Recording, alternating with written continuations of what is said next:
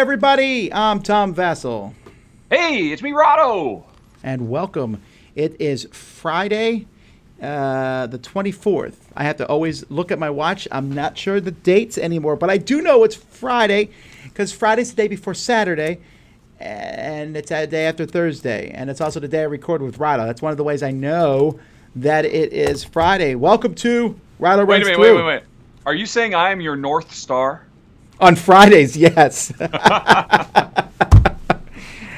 Oh, well, we're glad you're here, folks. We hope you are having a fantastic time. And if you're not, we hope you can put aside whatever might be annoying you and have a good time with us here. Because we're here just to talk about nonsense and games. Or both. So we're glad you're here. If you've never seen me before, my name's Tom Vasel. I'm from a show called The Dice Tower, which learned everything it could from this one. I had some people yell at me because I talked about the 15 most influential things on the hobby of board gaming, and I didn't put your channel as one of them. Yeah, you gave the nod to Rodney. Fine. You did start 6 months before me, so fine. Well, Rodney started a whole specific thing there, and I didn't mention any of the other reviewers. I mentioned Scott Nicholson. I had to do him because... Scott, of course. Yeah, you would be rightly kicked out of the industry if you did not give Scott all the love. Yeah, because even a lot of my stupid little skit things I do, he did that first. I still remember his Agricola. I don't know if he did that. Agricola. He actually got a horn and he painted himself blue one time. Yep. I also remember him going on about Peloponies. All the little Peloponies instead of Peloponies. So, anyhow. He's a professor. He should know better. Well, he actually is quite smart. Right now, he's probably the world's foremost authority on escape room games. Yeah. Escape rooms. Sorry, not just games. Escape rooms. And so he does a lot of that. Teaches. Well, what's in front of you now today? I see a bunch of cards. You'll never get it. You can't possibly get it. Well, I guessed it already off camera. For those watching. Oh, no, you haven't. We were talking about something else off camera. Oh. Okay, it's, I don't know. What's the theme of it? This is a solo or cooperative adventure game set in Africa. What else can I say? Wow. I don't know what you're talking about. If this symbol means anything to you, it's going on Kickstarter May 1st. It's The Phantom, the board game. Really? Yes. Wow. And it's lovely. I just played it the first time last night. I was just playing it solo. I'm going to play it with Jen this afternoon as a 2-player game, and it's really sharp, quick, tiny little game. Basically just a bunch of cards, and very, very sharp. Cards are multi-purpose. You either play them so that they become resources you can use, or you just discard them to get the resources. You play for the other. Very Race for the Galaxy type stuff, and it comes with 3 storylines that are actually based off the classic comic book stories, taking art directly from the original comics. I have to admit, I'm aware of The Phantom, the Ghost Who Walks, but I've never really been a big fan. Mostly I just remember the Billy Zane movie from the 90s. I would have liked that movie better if he hadn't let Rose die on Titanic. Spoilers, folks! That is not a spoiler at all. The Titanic sinks. It happened. And Billy Zane's the bad guy even in the trailers for that movie. The movie. Did you like the Phantom movie? I thought it was okay. I have to admit, I barely remember it. When he contacted me to say, hey, did I want to cover this for the Kickstarter? I'm like, I kind of remember that movie. And I went back and watched the 90s era trailer for it on YouTube. I'm like, I don't know if I need to watch this movie again. I mean, I like Billy Zane. I think he's a good he's fine. actor. He's a fine actor. That's all right. Well, no, that sounds exciting. And yes, before people in the comments say so, I'm sure that the books and the comics are way better than the movie, because that's always the case. That is the nature. All righty. Well, that does sound interesting to me a lot. So when you first showed me that logo, I thought it was Cobra from G.I. Joe. Yeah. Well, folks, as always, the first thing that we do here is we look at a game mechanism. Although today's game mechanism feels like a feature, not a mechanism. So let's take a look at it. I was looking at it this morning when I looked up what it was, and although someone emailed me 3 minutes on this.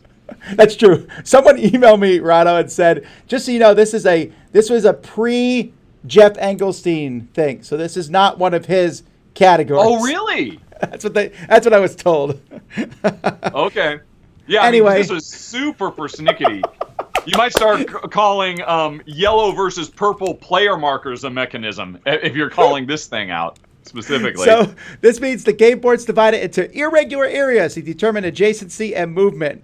So, yes. Area movement is the mechanism. And, okay, it is a thing. There is definitely a difference between having a hex or grid-based board, which means you have a very uniform way that players can move around, as opposed to this more natural, small world approach, which means, oh, yeah, this particular, there's only 2 ways in and out of this, but this one is a hub all around the center. It's as opposed to hexagons and squares. Exactly, yeah. So this is clearly just for diehard war game fans, because I can imagine this is a very important distinction amongst what's it called? The grognards, is that the term for super war gamers? Sure, but here's my one thing about this. In other games, yes, where it matters how you move around, it doesn't have to be a war game. It could be any. They list here Small World and Blood Rage and El Grande, which is not a war game. I don't mind this. In fact, I like games that have irregular spaces as long as it's 100% clear where they touch. Yes. And I hate ones where you're like, I think you can go from this spot to this spot. I'm like, I don't think so. Well, no. I mean, if you're not... about this one. This board is a nightmare. This board takes this idea and runs it to an 11. And, I guess if you live in the Netherlands, you can make sense of this board. But for anybody else, you're like, wait, are those adjacent to each other, or is that just a river cutting a thing in half? Yeah, it can be problematic. Yeah, so that's my only thing about this. Other than that, I don't mind these. I think they look cool. They look a little bit more natural than a bunch of hexes. Although a lot of games that I like, for example, I love Vindication, and Vindication's a bunch of hexes. Yeah. Yep. Now, here's an interesting thing. I'm looking at the list. Small World, the number 1. Risk, of course. Blood Rage. So there's a lot of these. Strictly speaking, Pandemic, base regular Pandemic, is an area movement game because they have taken that idea of all the irregular, organically connected shapes that determine, hey, there's only one way in and out of Costa Rica or whatever one that is in the original Pandemic, and they just abstracted it into the weird lattice. But functionally, it's better. It's better functionally. Because that's why I bring this up. Because in every version of Pandemic, and there's a half a dozen of them now, they always just abstract away that organic world, but they didn't in Rising Tide, and I can't be the only one who complained about, man, I wish they had just put that lattice skeleton over the top of this map so I could clearly understand how I can move around in the world. So I like the idea, but I don't know if it's worth the extra visual noise. Now, I don't know. I don't think every map can look like Pandemic. I think some maps would look uglier when you do point-to-point. A good example of that would be Defenders of the Realm, in which Eagle Griffin made a board in which you're defending. And that's the Defenders of the Realm that I'm thinking of, where it has the ugly point-to-point system. Sometimes it just looks I think so, yes. Defenders of the Realm is, obviously it was the fantasy Pandemic that came out shortly after Pandemic, and I'm pretty sure it had like all those really big circles that had art in them layered over the top. And you're right, that's, I guess, an example where they might have been better just to actually doing this organic map, I think. Sure, and even the game that just came out from Restoration Games, Unmatched, has a bunch of circles connected with lines, and it's very functional. It just looks prettier sometimes not that way. Yeah. See, it's just a fine line. You have to be careful about it. I told you we could talk about this topic. We did it! I didn't think we had this much. That's pretty much all I have to say. I think, yeah. All right, let's get to... I would like to know if I said grognard correctly, though. I think you're supposed to do it with a French accent. I'm not sure. I don't think... Yeah, I... The chat will tell us. To the top 5! Yes.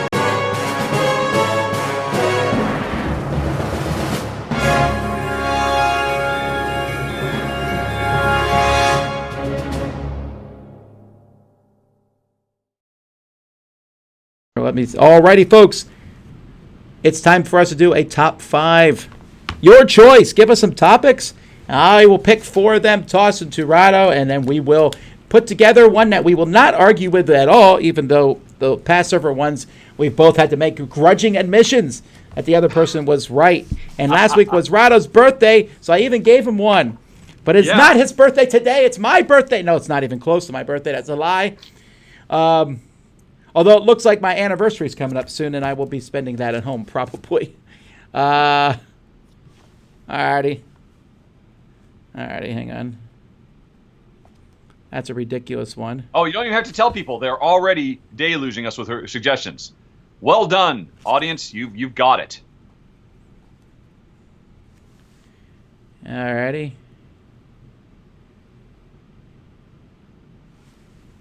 I'm trying to pick. Well, we'll see. Go with whatever speaks to you. Well, wow, we get so many good ones.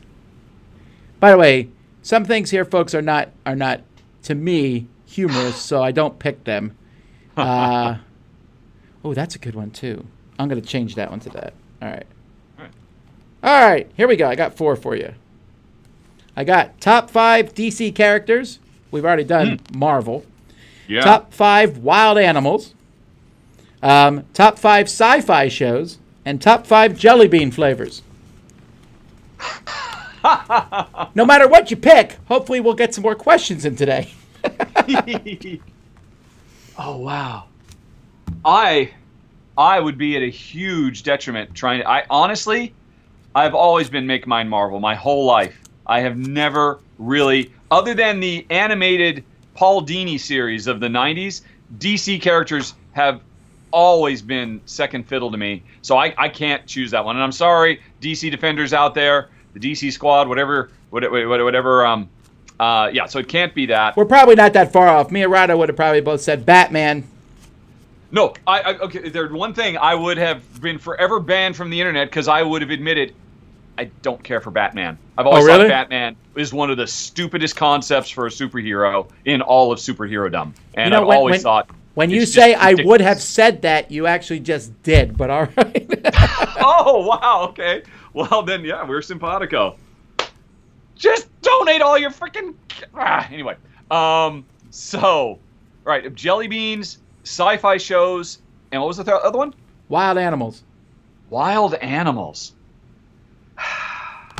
Wild animals. My inclination is to go for the geeky, but I think the last couple times we've been fairly geeky. Let's go a bit more broad. Let's talk wild animals. All right. Tiger King. Right. Tiger King, eat your heart out. Here we go. All right. So how are we defining this by as in we'd like to see them or we think they're cool, not necessarily we want to be near one? Yes, I would certainly say, to me, it's cool factor. Although, and since it's wild, this has nothing to do with zoos or captivity. This is all about, here's the deal. I don't know if you have. I have actually been on an African safari. And wow! It was I'm very impressed. I've always wanted to go on one. It was an adventure of a lifetime situation. We actually ended up doing it. We were gone for like 3 weeks. We went with my wife's parents, and I saw so much stuff. So this is a pretty easy one. For me, it's just going to be my favorite moments from that safari rethemed in a top 5 wild animals. Well, then before you get to that safari, I'm going to pick an animal I know you did not see there because it's not in Africa. And this has nothing to do with the show that's currently on television, but I've always thought the tiger was the most majestic of all the cats. Yeah. Yep. Yes. Tigers are amazing. They are beautiful. They are the ally of He-Man. What's that? That tiger, was it that tiger green now or something? Yeah. Well, he's an alien tiger named Cringer. Although he transformed into Battle Cat. That's true. Okay, he was back to geeky. It didn't take me long to get back there. No, tigers I love. And in fact, gosh, there's a box art for a game that I think is coming called Sanctuary that is just one of the most stunning pieces of box art you have ever seen. Just a tiger looking directly at you, peering into your soul. I mean, it's so striking. So I'm totally down with that, with the big cat.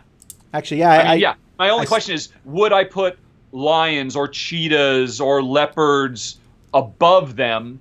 And in all honesty, I don't think so. I think I would put the tiger on top. All right. Go to your safari now. Yes.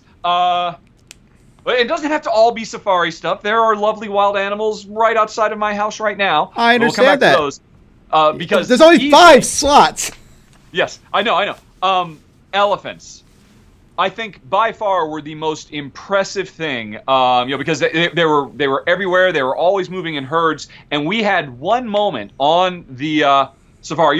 The safari is basically literally driving around in a really uncomfortable Jeep for hours at a time, getting a call on the radio. We've seen a lion over here, and we drop everything and just drive like crazy so everybody can see the lion or what have you. So there's lots of ups and downs, and we were surprised as we were driving down. There was a bunch of bushes and a watering hole on the other side, and it was just open or like loose force on the other side. And we were driving along, and the guy slammed on the brakes. And we were like, what? And he sensed it before we did. In front of us, not 10 feet away, an entire herd of elephants just starts walking. They've left the watering hole. They're going off. And, there must have been, I don't know. My brain, I'm sure, is bigging it up. But there were like almost a dozen of them. But what I'll never forget is the matriarch of this herd. She stopped right in front of our Jeep and just stared at us with her ears out. It was so gigantic, and she was saying, you shall not pass. And it was so clear, species to species communication. Everybody in the Jeep, we just all went totally silent. I don't remember if I had the wherewithal to pick up my camera and film it. It was just so amazing. And she just stood there like a statue, not moving, as they all walked by. And then once the last baby was gone, she just gave us a last look and then just walked off. And and the guides were like, "Wow, I've been doing this for 20 years. I've never seen anything like that." That level of just immediacy. So yeah, elephants. All righty. Well then, so I agree. Elephants are great. When I was in Thailand, I went to an elephant camp. Maybe, I don't know what they would call it, and where there was like 50 to 100 of these elephants. They're walking around everywhere, going in streams, up and down the mountains, and you can go in and just see them. And it was really so it was cool. It was like a Barren Park type thing, but with elephants. It was like, yes, it wasn't like a zoo. Right. It was just this big area, and I watched the elephants wallowing in the river, and I was just amazed at that. Now these are the smaller elephants. The Asian elephant is clearly smaller than the African elephant for sure. Yeah. But they're still pretty neat. All right, I'm gonna jump down now to one animal that I would love to just spend a lot of time with in person, and that would be the penguin. Yeah. Because that's one thing I like. I have no great desire to go to Antarctica. It's really cold, right? And there's no civilization. But man, when I see these penguin documentaries and you see the thousands of penguins on the ice, I would love to just be there in the middle of all of them. Yeah. I don't know what it is. They have this really cool culture.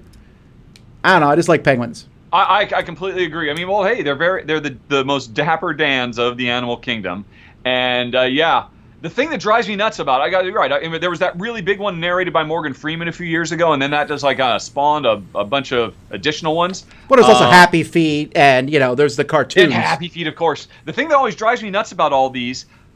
I understand it's supposed to be about the animals, but there's never any sense of scale because it's the Antarctica. There's no trees. There's no boulders. It's just all I can say. I have no idea how tall an emperor penguin is. And that always kind of drives me nuts. But I love them. And there's so much variety. Those ones that have, the crazy eyebrow things that are going off in every direction. Penguins. Easy. And they're just so adorable. They go from being so crazy and silly and clumsy, but then they're just so amazingly graceful as soon as they're in the water. They're a bird that flies underwater. That's just cool. Yeah, penguins, definitely. This is going to be an easy one. We're going to have a lot of Q&A. All right. 2 questions today. 2! Huh? I said, we'll answer 2 questions today. It's exciting. Yeah. All right.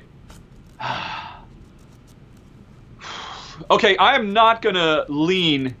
I'm going to say something a bit weird. Totally understand. No, I can't.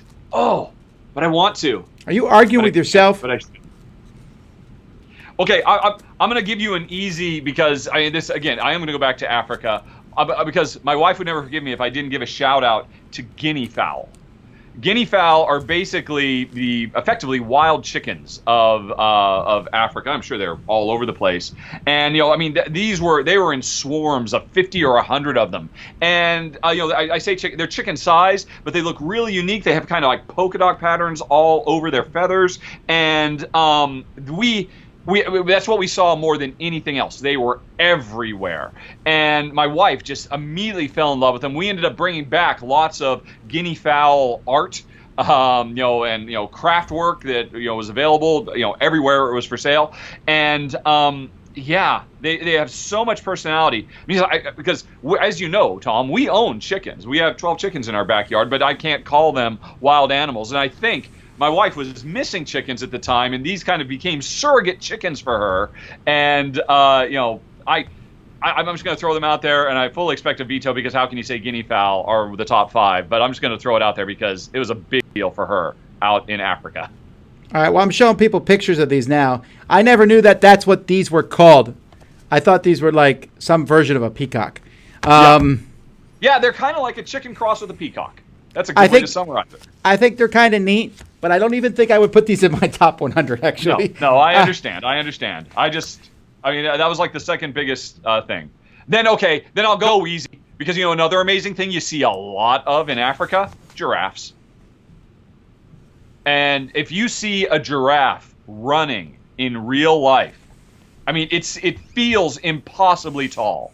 Of course, everybody understands a giraffe is tall, but the difference between seeing a picture of something and actually experiencing it in real life, seeing a group of giraffes feeling like they're skyscrapers, just running gracefully, their necks almost staying stationary, and just having all that power. It was amazing.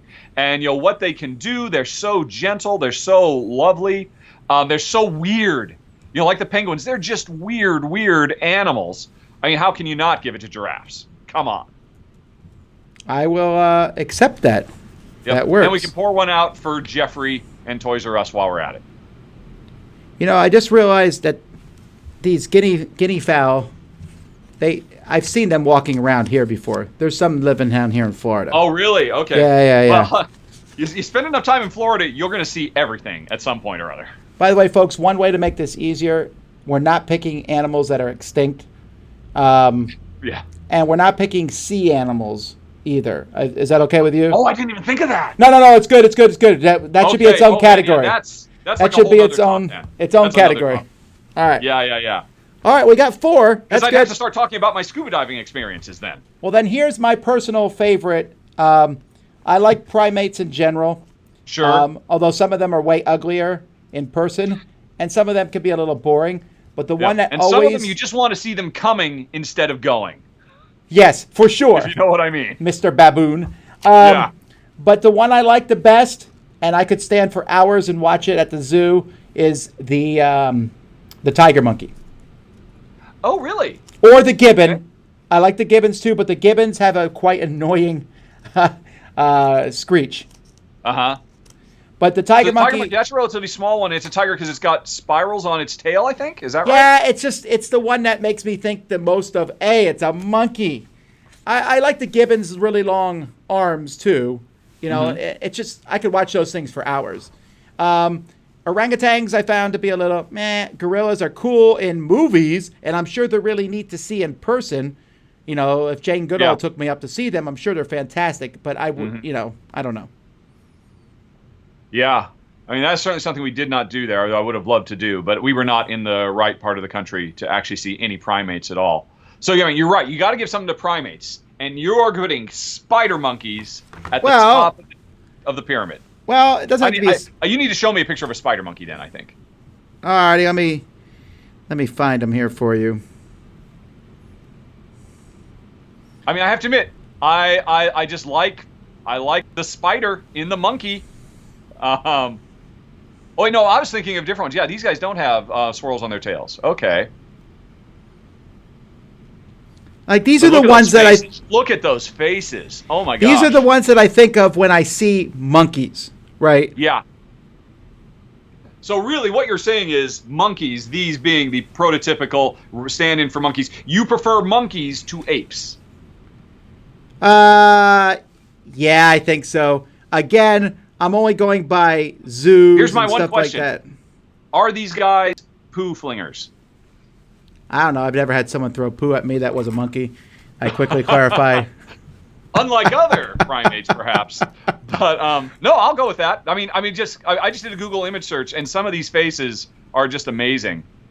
And the variety, unlike with so many animals, I know the animals recognize each other, but to us they all look the same. But every one of these monkeys, I feel like they've got a personality, they've got a uniqueness. I like it. I like it. All right, there you go, folks. Half an hour of questions is coming. Top 5 wild animals: tigers, elephants, penguins, giraffes, and spider monkeys. Specifically. Question time.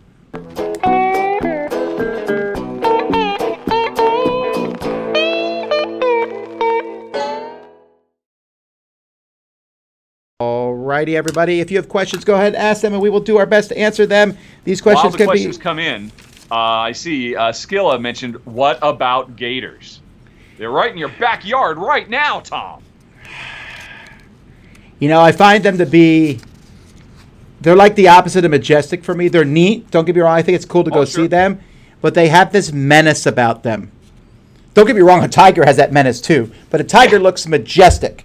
Exactly. An alligator looks, gators, they're cool. Again, I just went to the Everglades. I went to the Everglades the week before we were quarantined here, and it was just a neat place to go to. But yeah, if I were going to give it to a reptile, and it actually occurs to me, we were very mammal centric in our. We were really kind of dismissive. There's a lot of birds out there too, but if I was going to give it to a reptile, had 5. It would be a kimono dragon, I think, because that feels like a primordial creature. Not that I've ever seen one, but I'd certainly love to see them IRL. But I'm sure we have some questions now. Well, do you have a favorite camping experience? No, I have never been camping. The closest was the safari stuff, but at the end of the day, we always went back to really awesome. I guess they were kind of camps in that they were really big rooms, but everything was open air outdoors. So it was kind of camping, but not really. We had toilets, so private toilets. So I couldn't consider that camping. I've never slept out in the woods. I believe you have, though. I hate it with all my heart. I've done it a few times, and I so much despise it. I am so thankful that we have houses so that we do not have to stay outside. And I know some people love it. I have a lot of good friends who think it's amazing, and I wish them good luck. I'm very fortunate. My wife likes camping, and I've told her she's welcome to camp anytime she wants to, and I will hold the lights on for her at home. There you go. Let's see. Why wasn't this stream on your YouTube schedule? Oh, that's a good question. I think it's because I'm scheduling them, and there's something kind of goofy about me scheduling them right now. Oh, you mean on my channel? If somebody subscribed to me, they didn't see it show up? Yeah, I think that may have happened. I'm not sure. There's something. I think it has something to do with the way I'm scheduling them. We'll look into that. For folks who don't know, Tom has basically virused his way into my channel. If he wanted to, at a moment's notice, he could right now delete every video I have ever made permanently. I have gone out of my way to not even get close to that. I argued with Rahdo. Not argued, but I was like, I tried to find a way around this. Yeah. Because it just, I don't know, it just bothers me a little bit. It's kind of like, I feel the same way about this, like with the Jack Vasel Memorial Fund, right? I won't even look at the bank account for that thing. Sure. I could. I'm sure I could. I could even probably send someone a check, but I try to distance myself as much as possible. That's like a 2-step situation. I don't want to touch anything more than I have to so that I'm above accusation. Yeah. Well, I trust you, Tom, as I told you right up front, because I know you were hesitant to even break, and I think I suggested it to you. Well, here's a way we could do it, because I am the craziest, most trusting person you ever met. But, Tom, if you want to feel a little bit better about it, you could institute a mutually assured destruction pact and give me admin access to the Dice Tower. I actually have several admins of the Dice Tower, and every time I'm like, please don't destroy us. You're at least smart enough to back everything up. I got nothing. Well, I don't have everything backed up. All right. Would you ask a person to the table for a game if you knew they were a bad loser or a bad winner? No. Why?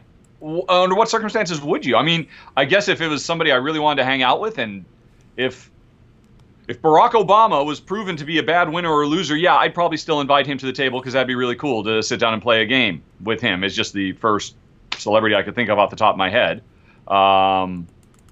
Actually, it's interesting. In my podcast, that's a really common question. What 5 celebrities, living or dead, would you play this game with? That's one that comes up a lot. And I remember one time in my podcast, I did mention, well, I'd probably sit down with Trump because I would just like to talk to him and try to be a voice in his ear because I hear he's very malleable. Whoever's the last person he talked to, that's the direction he goes. He may very well be a bad loser. I don't know. So, but under normal circumstances, no. Okay, well, so fun. Yes. Oh, there's some politics that snuck in, by the way. Sorry about that. Apologies. Yes-ish. My son is a bad loser, and I'm definitely inviting him to the table because he needs to learn to not be a bad loser. Yeah. Something I was clear to him last night about, because we played several games, and pointed out that he's not going to win all of them. Part of the problem is his sisters let him win often, and I need that to kind of calm down. Yeah. But I know that you're not asking about kids, you're asking about adults. It depends. If I have no one else to play with, I might do it anyway because I lose often enough that it's probably not a big deal. And I'm not a bad loser. And you can handle a bad winner because you're like, whatever. A bad winner bothers me more than a bad loser. Really? Well, a bad loser, they get all upset that they lost, and I'm like, oh, yeah, sorry, whatever. But I still go home going, okay, right?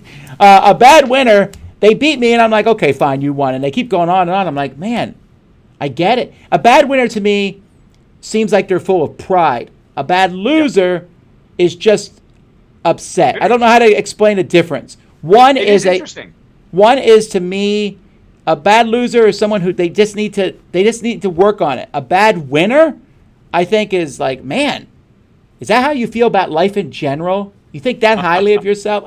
Don't get me wrong. I think when you win, it's okay to get up and be like, da-na-na-na, especially if the game was trash talking a little bit back and forth. Or if there's a history between players. All sure. That stuff, yeah. And my kids, I say, if you win, you're allowed to be like, woo, I won, all that. It's that if you keep going on about it, and if you point out consistently that you won because you were so clever, at that point it starts wearing real thin. Yeah. That is interesting. You are the exact opposite of me. This was not the question, but if the question is, what do you prefer, to play with a bad winner or a bad loser? A bad loser, well, first of all, there's always a tiny little speck of me, if I play a competitive game, where I kind of feel a little bit bad if I won because, well, I want everybody to win. Can't we share in a rejoiced victory? I welcome that. Just because it's just part of my nature. And so a bad loser, it's like, wow, you're actually in mental anguish over this. I have brought anguish into your life. And that gives me anguish. So I just don't want anything to do with it. A bad winner, I mean, I think I don't know if I've ever really seen one, but I could imagine that if it were to happen, I would probably just have to chuckle inwardly, and it would kind of give me maybe a sense of superiority that I know I wouldn't be doing that. Sure. It's interesting, you talk about that. I always feel really good when a game is like 52-51. It's 49-48. Yes. And then I'm like, okay, so even the people who lost will feel like I could have won. Exactly. Okay, we're not so far apart, you and I, then. But there is the exception sometimes, as long as the person losing is in on the joke. Sometimes it's funny to see someone get destroyed by a game. Sometimes that's me. Yeah, sure. Where we're like 200 to 180 to 170 to 30. And if the person 30 is like, it's just the way this game worked out, everyone's laughing about it, like, we can't believe how bad, that's funny. But if it's like somebody who sits there, they're just going, then no one says anything. The whole table's quiet. What was your response when that happened to you in Food Chain Magnet? Oh, I was very vocal about it. Actually, at first I was kind of like, I'm falling behind, yada, yada, yada. I expected to lose. I went in, when they taught me the game, I said, look, I expect to lose this. Because because Jason was trying to explain every tiny detail of the game. I was like, I can't even fit all this in my head. Yeah. I said, I'm going to pull that thing and say, let's just start playing. But don't worry, I'm not going to complain if I lose. And so I started losing. I was like, okay, well, I said I wasn't going to complain. And then I was like, oh, I can finally do a move. And I made a move. And then they immediately blocked it and essentially took me out of the game. And I was like, huh. And as I saw the points kept coming in, and I was like, oh, all right. And it was the closest I had been to in a long time, because I lose all the time. It was the closest I had been to in a long time where I was getting irritated that I was losing. Not because I was losing, but I felt like the only way I could recover was to essentially restart the game. And it's too long of a game to do that. And I didn't want to be the bad loser, so I just kept kind of pointing out, well, maybe you should have pointed out to me when I bought this person that was not a good person to buy. They're like, well, I think the thing was, well, you might be able to do okay with that person. I was like, well, because in Food Chain Magnet, early decisions are so incredibly important. Like, I would just, if I was teaching that game now, I would say, buy one of these two people. Hands down, for your first game. So, and don't play with sharks, which apparently is what you did. All right. Are you summer or winter people? I like both, but honestly, and this actually occurs to me, it didn't come up when we talked about favorite weather a few weeks ago. I really like heat seeping into my bones. I shouldn't, I'm not a sunbather, but I kind of wish I was. I wish it wasn't so bad for me, because I just love feeling it get through me. An insanely hot day where everybody else is like, oh my God, I can't stand this. I'm like, yes, feed me. I feel like Superman as I'm absorbing the solar rays. So if you made me pick perpetual summer or perpetual winter, I would go summer. But I love snow, but the number of times, I could probably count on two hands the number of times I've lived where there's a good, decent snow in my life. So maybe even one hand now that I think about it. So I'll go summer. You don't get snow where you're at now? No, Pacific Northwest, a little bit, but hey, we got an inch and a half, and it's gone by the next day. Oh, that's disappointing. So it's cold and no snow? Exactly. It's the worst of both. All right. Now, for me, it's easy. Also, I feel the exact same way. Summer. I love that heat seeping into my bones, too. I know exactly how you feel, where you walk outside, and it's like, wow. Yeah. No, it's crazy. I love getting into a car that's been out in the parking lot for 2 hours and just like, oh, wow, I just stepped into a sauna. We might be slightly. That's a little far, but yeah. The only difference is if someone says, are you a summer or winter person now, I'd be like, yeah, probably winter, because winters in Florida are awesome. Oh, fair enough. Yes, yeah. All right. Do you have a favorite monster movie like Lake Placid? Immediately, Tremors pops into my head. That's tough to beat.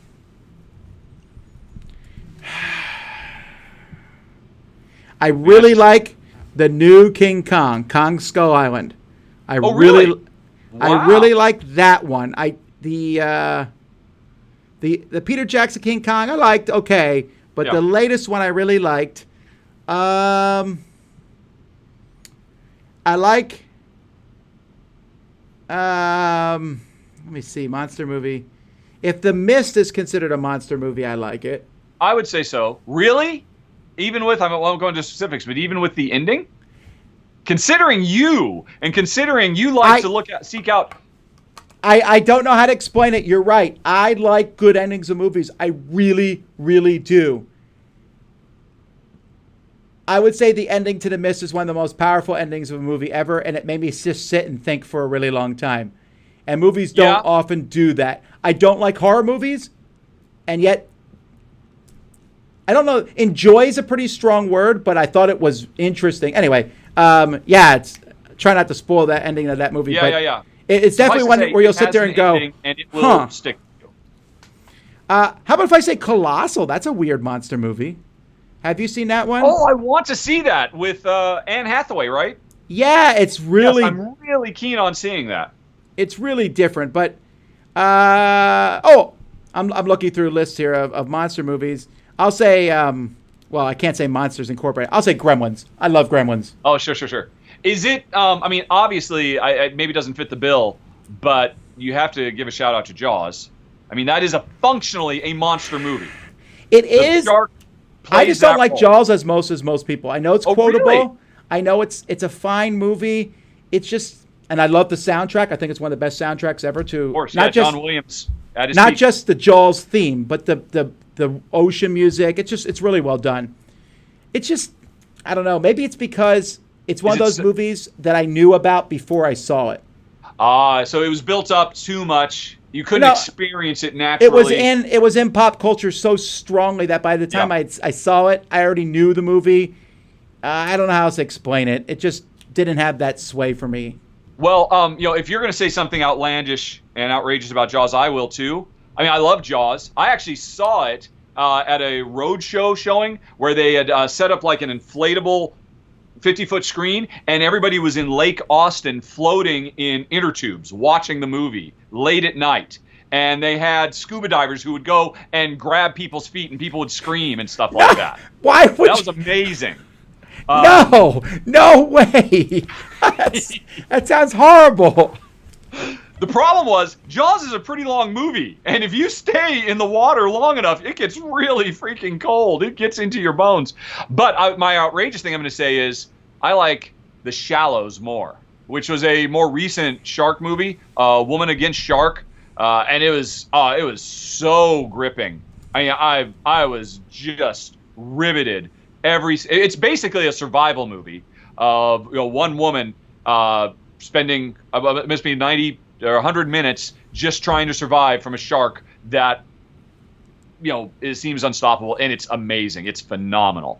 Really, really great. That would be my second one. First, I got to go with Tremors, because who doesn't love Tremors? But then The Shallows is literally I really like Tremors. Yeah. It's such a stupid movie, and I like it. Yep. All right. You guys have traveled lots. I'm sorry. Any bad travel experiences? I think anyone who travels has had bad travel experiences. Yeah. The worst one I ever had is when we first moved to England, and it's a really common thing to get on long ride buses, really big buses, and do a continental tour. We did one that took us to Germany, and we went to several castles, and then we went to an Oktoberfest and all of that, and we basically spent a week in a tour bus, and stopping at a different hotel every night and getting guided tours of all sorts of things. And it was in the height of summer. It was very, very hot, and there were a couple of days where the air conditioning completely broke down in this bus, and we were all dying. It was so horrific. But I don't know if there's any British people watching right now. British people, by and large, as a cultural societal level, are very, they've got that whole stiff upper lip, mustn't grumble attitude. And it's just like, okay, whatever's going on, we'll just soldier on. It'll be fine. Think of the Queen. And so there's this bus completely full of people generating all of our heat, and there's just nonstop heat outside. And I don't remember why, but we were not opening the windows. And it was so terrible. And this just went on. I remember the day it finally broke me, and it's just like everybody's being polite. Nobody wants to cause any trouble. This will all work out. Just get through it. And at one point, I just got up and walked to the middle, and I had these like big, tall scoop things you could open up, and I just said, screw it. I'm an American. I'm not British. I don't have to act like you. And I just went up and down and opened up every single one of them. And so this flood of air just came in. And I don't remember why we weren't supposed to do it, but I did it. And literally, it went from like one of the worst experiences to everybody applauding. And some people stood up. And it's like, why didn't anybody do this for 2 days? Because we were all being very polite British people, not assuming. But that was rough. And then the next day, I think they got us another bus. A whole other bus had to be delivered out to us so we could actually be comfortable. But that was really bad for quite a while. I don't really have any. I mean, I've had some bad flights. I've had bad trips, delayed stuff, but nothing really too terrible. Really? Okay. I mean, the worst was we went to Malaysia one time. Fantastic trip. And a very nice person offered to drive me and my family to this place that was about 3 hours away. This really cool mountain. There was an amusement park on top of this mountain and everything. And the whole way, 2 of my kids would not stop crying loudly in a small car. And I'll never forget that. And there's nothing you can do, right? We're like, feed them food. What is the problem? So I remember that because I'm going to go home and play a game with them tonight. And I'll be like, I remember both of you. 11 years ago. No, I feel bad. And that's why on an airplane, if there's ever a loud baby crying, I don't get mad. I feel bad because the person holding that baby feels awful. Because that's true. Yes. They know what everyone around them is upset. They can hear it. It's human nature to just try to blinders on, fast forward, because what can you, yeah. So, I'll give you another bad one then to make up for nothing but flawless, perfect travel.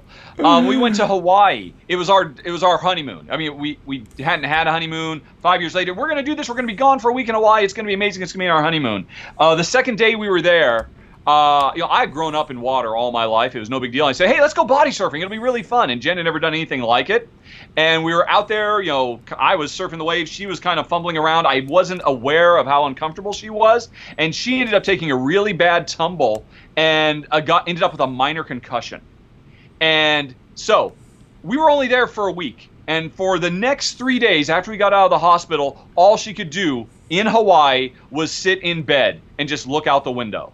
And it was miserable, absolutely horrible, because it was expensive, and it was like our big thing. And so, trying to make lemonade out of lemons, she decided, well, you know what? Just right down the road from where our hotel was, or our timeshare was, that we had bought a little bit of time in. I'm not a timeshare aficionado. I do not support doing timeshares. It's a racket. But we had gotten it is a racket. Yeah, we'd gotten some time, and right down the road there was hey. We will teach you we will give you a scuba diving certification in 1 day or 2 days. And she's like, okay, I've got nothing else. So she basically laid in bed for 3 days devouring scuba diving instruction manuals. And when she was finally able to get up and go around, she did a quick test. And it was the first time she'd ever used a snorkel in her life. I mean, I didn't realize just how foreign being in water was to her, but she got that. And so for our last day, we got to do our first dive together. I've been scuba diving since I was 12 years old. So water is second nature to me. So that was it was so depressing, just day after day in a nice hotel room, just looking out at the ocean and not getting to go out and do anything. But Jen loves scuba diving. So again, lemonade out of lemons. All right. That's a good ending. Yes. What are your thoughts on meeple tattoos? Would you ever get one? Wow. I have zero desire to get a tattoo. I have never even been remotely tempted. That is just too permanent. I don't know how you feel about them. Yeah, I don't have a tattoo. I keep considering it. I wouldn't get a meeple, by the way. I think the whole... No, I think the meeple thing's overdone. I mean, everyone... You know how many podcasts and shows there are that have a meeple as part of their name or something? Yeah. I also have my own logos. I would get a dice tower, probably. Wow. But the problem is that it's permanent. And I forgot, I was talking, I guess I was on our daily chat just a few days ago. I was talking about this. The more permanent something is, the longer I think about it. Like if I go eat, I don't think a long time about what I'm going to eat. If I buy a TV, it's going to last several years. I think for a while about that. But a tattoo is forever. So I've been thinking about it forever. Also, I hear they're painful. I mean, so you're making me think about it. And I thought, well, okay, he does a dice tower. I could do my Rahdo, my Running Man logo that my wife made for me, so it has real meaning for me. But still, I don't feel that strongly about my own show, quite frankly, that I want to brand myself with it permanently. But that puts an idea in my head. I obviously love my wife. My love for her is eternal and forever. So I could imagine maybe getting a tattoo, a small one out of the way, between the toes or something like that. Or on the ankle. Between something, the toes? Really unassuming of one of her glass art pieces. That would be pretty cool. I mean, she does this line of like cute little alien blobby creatures, and her favorite one is ones where they are kind of reaching up their hand saying, pick me, pick me. She really loves that. I could see getting that now that I think about it. Wow. She can't hear me. She's in another room. I could see doing that as a birthday present for her.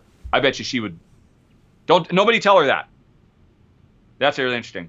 That is the first time I've ever seriously considered it. This has popped in my head now. Whoever is responsible for this, I curse you. Don't do it between your toes, man. No. That was a bad idea. As soon as I said it, I realized, that's not good. Right. What's your favorite time of spending more time with your family over this last month? You're gonna say, what more time? More time? It's the same amount of time.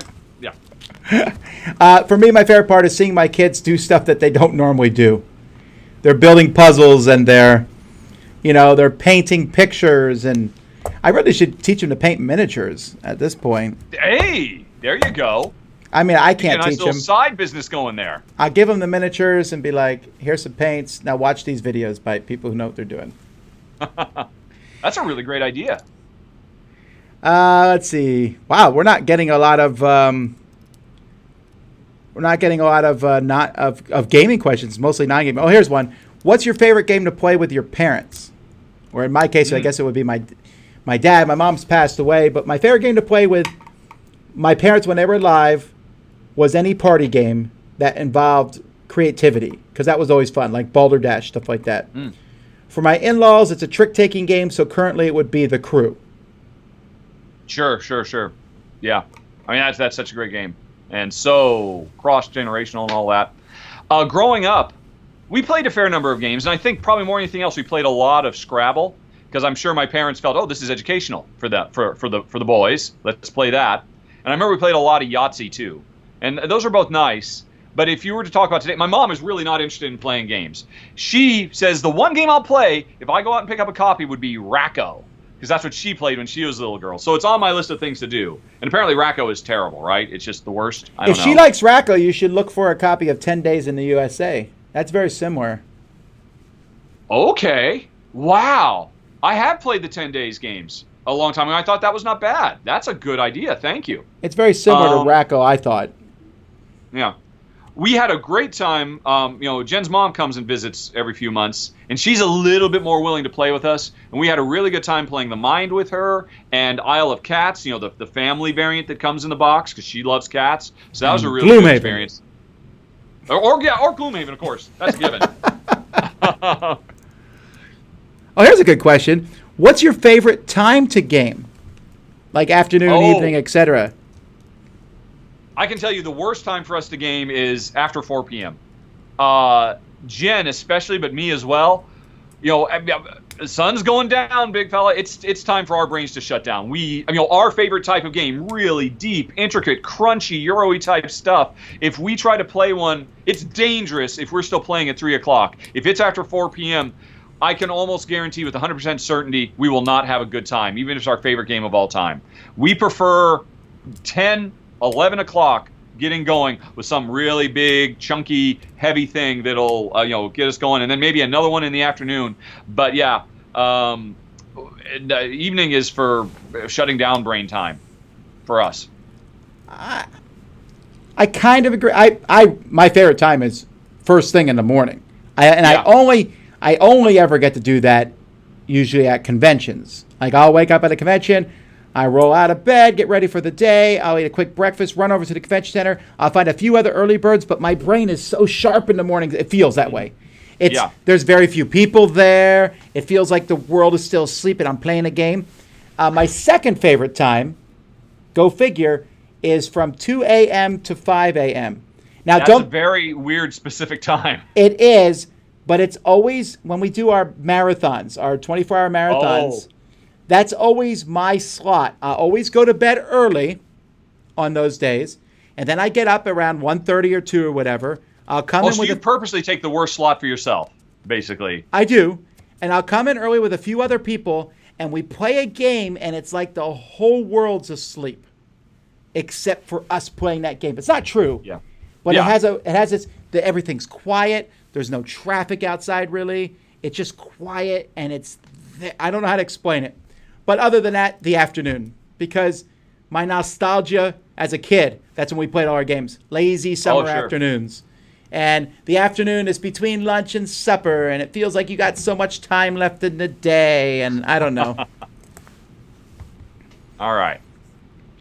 Have you guys ever thought of remaking old videos that you don't consider good quality now that you've upped your game so much?